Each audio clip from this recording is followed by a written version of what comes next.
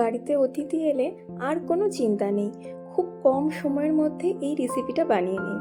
সত্যি খুব কম উপকরণ লাগে। আর আজ আমি বানিয়েছি পরের ফরমাইশে, কারণ আমার পর বড়ই খাদ্যরসিক। তো আসুন দেখে নিই কী কী উপকরণ লাগছে।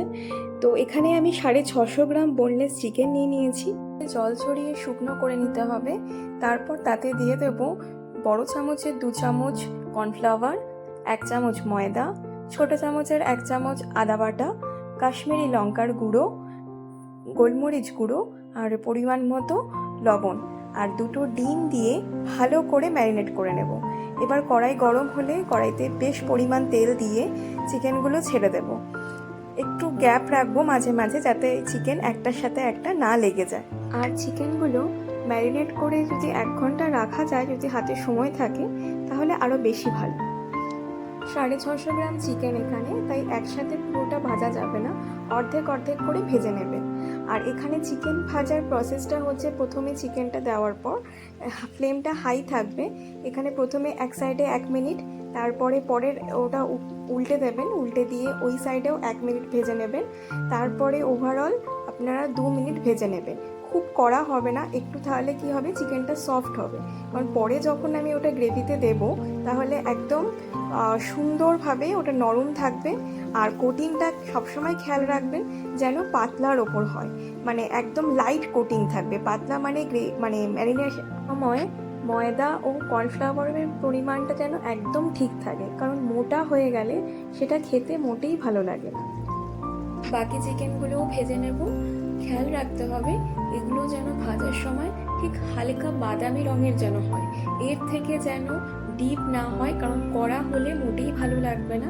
একদম হালকা বাদামি রঙের হলেই এপাশ ওপাশ করে ভেজে নিয়ে তুলে নেওয়ার পর 2টো বড় মাপের রসুন ভালো করে কুচি করে কেটে ওই তেলের মধ্যে দিয়ে দেবেন।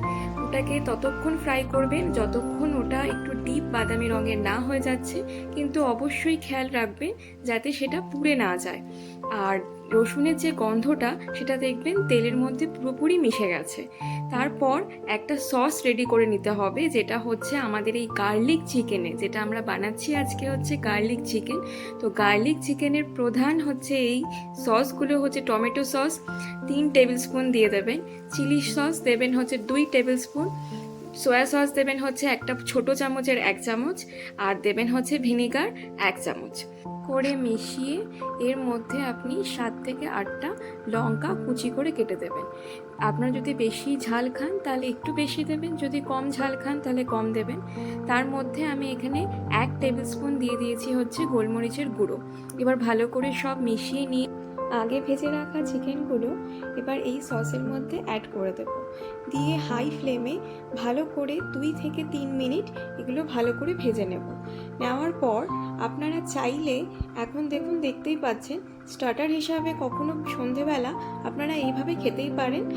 এরপর যেটা আমরা করব, 1 চামচ আগে চিনি দিয়ে নেব, সেটাকে ভালো করে মিশিয়ে নিয়ে বড় চামচের 1 চামচ কর্নফ্লাওয়ার, তার মধ্যে হচ্ছে 1 কাপ জল মিশিয়ে সেটাকে পাতলা করে নেব।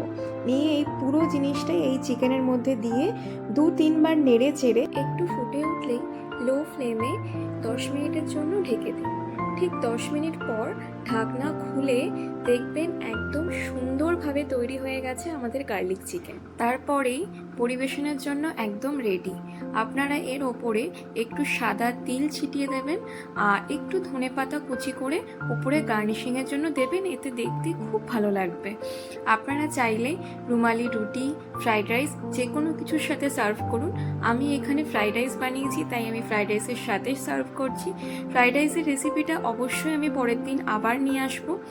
আর আপনাদের যদি এই রান্নাটা খুব ইজিভাবে যদি আপনাদের বোঝাতে পারি বা আপনার যদি ভালো লেগে থাকে, আমার চ্যানেলটা প্লিজ সাবস্ক্রাইব করবেন, একটু সাপোর্ট করবেন, লাইক করবেন, কমেন্ট করবেন। যদি আপনাদের কোনো পছন্দের কোনো রেসিপি থাকে আপনারা জানতে চান, সেটাও আপনারা অবশ্যই কমেন্ট করে আমাকে জানাতে পারেন। আর এটাও বা আপনারা বানিয়ে দেখবেন আর খেয়ে কেমন লাগলো অবশ্যই আমাকে জানাবেন। সত্যিই খুব কম উপকরণে এই রান্নাটা তৈরি হয়ে যায়।